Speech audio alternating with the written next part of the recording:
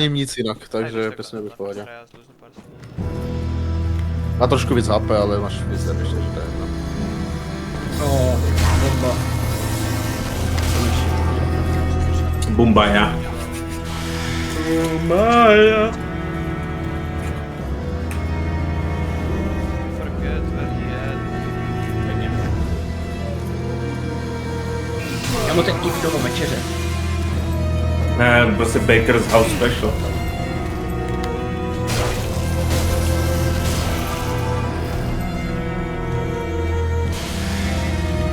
Teďka nejde ani poznat, že hraje Convergence, tak on prostě.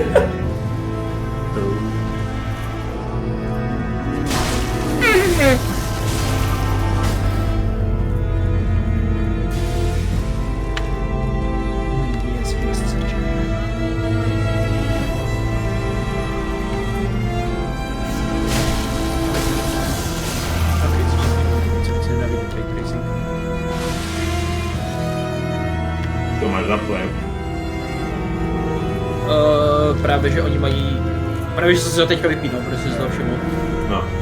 Když zapneš, vole, ten Screen Space Reflections, tak to je jakoby Reflection Ray Tracing.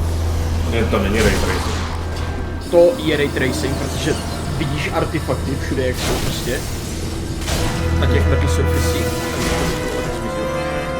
Že to není Ray Tracing. Screen Space Reflections je prostě...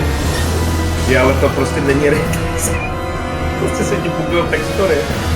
To není bugování textur, Screen Space Reflections jsou prostě odrazy a to je prostě to, že světlo má odraz. To, jestli to dělají klasicky rastrově nebo Ray Tracing, to už je druhá věc.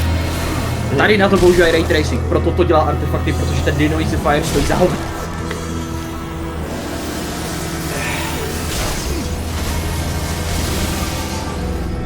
Takže tvoje grafika není schopná Ray Tracingu, ale tady máš najednou Ray Tracing, na tom jednom optionu. Oni to schovají pod různý píčoviny a moje grafika je schopná Ray Tracing. Pokud jsem viděl v těch options správně, tak tam nemáš ani možnost zapnout Ray Tracing. To je Ray Reconstruction, to není Ray Tracing, to je subtechnika Ray Tracing. Jo, takže oni tomu jenom říkají Ray Tracing v tom options, který jsem tam viděl doslova.